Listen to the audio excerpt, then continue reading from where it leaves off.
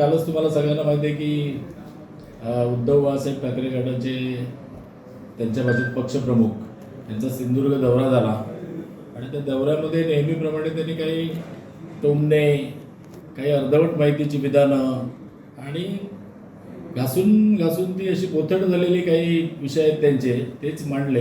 खरं तर ह्या विषयावर प्रेस घेऊन त्यांना काही उत्तर देण्याची अशी गरज वाटत नव्हती, पण काही गोष्टी त्यातल्या भरपूरच करमणूक करणाऱ्या होत्या सिंधुदुर्ग जिल्ह्यातल्या जनतेच्या, त्यांच्याही कार्यकर्त्यांच्या.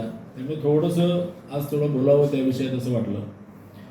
एक त्याने विषय असं म्हणाले की आता ह्या भगव्या वादळाला कोणी रोखू शकत नाही, तर ते थेट दिल्लीपर्यंत जाणार. तर आमचं असं म्हणणं आहे की खरं तर हे वादळ नाहीच आहे, ही वावटळ होती आणि ती वावटळ वांद्र्याच्या मातोश्रीतून सदा आपल्या महाराष्ट्राच्या मंत्रालयात पोचू शकली नाही धडपणे.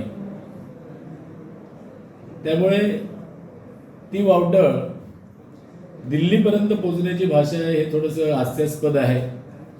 आणि याचं दुसरं कारण असं आहे की या वावटळीला बाळासाहेब असताना ते वादळ होतं, नंतर ती वावटळ झाली आणि या वावटळीला भारतीय जनता पार्टीशी केलेल्या गद्दारीचा वास आहे.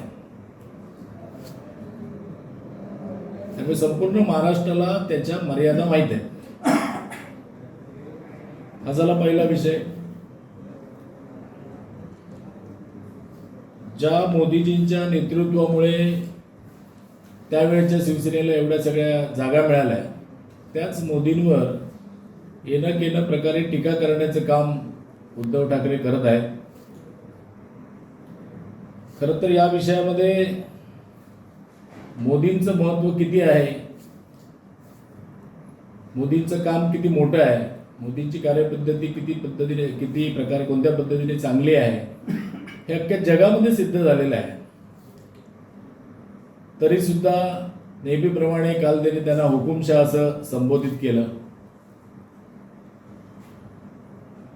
मला असं म्हणायचं आहे की खऱ्या अर्थाने उद्धव ठाकरे हे स्वतः हुकुमशाह आहेत आणि त्यांच्या हुकुमशाहीला, त्यांच्या घराणेशाहीला कंटाळून त्यांच्याबरोबर असलेली मूळ शिवसेनेच्या तालमीत तयार झालेले अनेक आमदार, मंत्री अशी 40 लोक त्यांच्या हुकुमशाहीला कंटाळून सोडून गेले.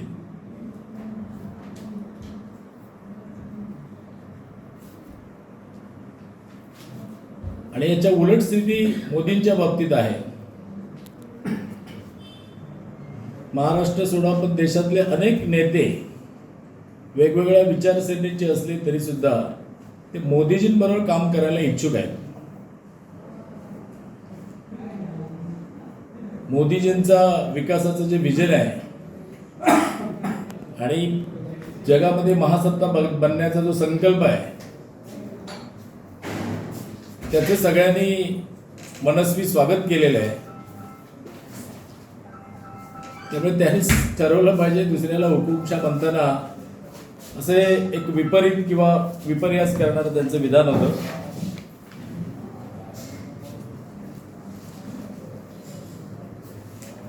उद्धव ठाकरे नेहमी ज्या ज्या भूमिका मांडतात, अनेक भूमिकांवर किंवा त्यांचा पक्ष मांडतो, त्या अनेक भूमिकांवर त्यांना परत बॅक यावं लागतं. राम मंदिराच्या विषयामध्ये त्यांच्याच कोणीतरी नेत्याने म्हटलं की आम्ही काळा दिवस म्हणून पाळू आणि मग या जिल्ह्याचा विचार संपूर्ण देशभरात महाराष्ट्रामध्ये झालं. जिथे जिथे त्यांचा काही पक्ष शिल्लक आहे तिथे संपूर्ण महाराष्ट्र असं संबोधणं आता काय अर्थ राहिला नाही त्याला. तर तिथे आहे तिथे त्यांनी राम मंदिराच्या उत्सवात जर आपण मागे राहिलो तर संपूर्ण जनता आपल्या तोंडात शेण घालेल हे त्यांच्या लक्षात आलं. आणि मग शोभायात्रा असतील, बाकीचे मंदिर स्वच्छतेचे कार्यक्रम असतील किंवा राम मंदिराच्या प्रतिष्ठापनेचे प्रोग्राम असतील, ह्या सगळ्यामध्ये निर्लज्जपणे परत सहभाग घेतला. दुसरा एक विषय त्यांनी म्हटलं की मोदीजी मालवणला आले, मालवणला काही दिलं नाही, मालवणमधला प्रकल्प घेऊन गेले. त्यांनाही मी दुसरी गोष्ट सांगतो की खरं तर सिंधुदुर्ग किल्ला हे आमच्या सिंधुदुर्ग जिल्ह्याचंच नव्हे संपूर्ण महाराष्ट्राचं एक वैभवशाली प्रतीक आहे. आणि त्या किल्ल्याचं ऐतिहासिक महत्त्व संपूर्ण जगभर जाण्यासाठी मोदींचा दौरा हा खूप उपयुक्त ठरला.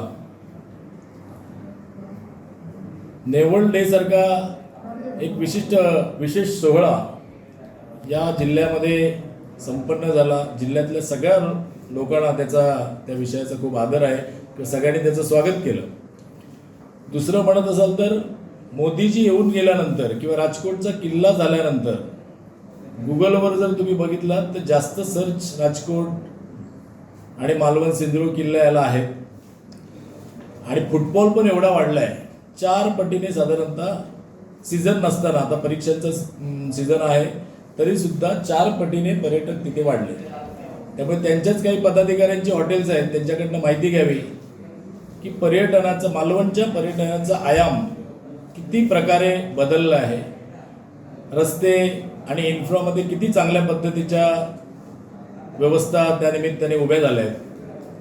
त्यामुळे कोणतंही एखादं विधान करायचं आणि लोकांना वेडं समजायचं एवढी जनता तर खुळी नाहीच, पण त्यांच्या विधानाला समर्थन करण्याएवढे त्यांचे जे काही बिचारे शिवसैनिक काही प्रामाणिक असतील त्यांना ही न पटणारी गोष्ट आहे.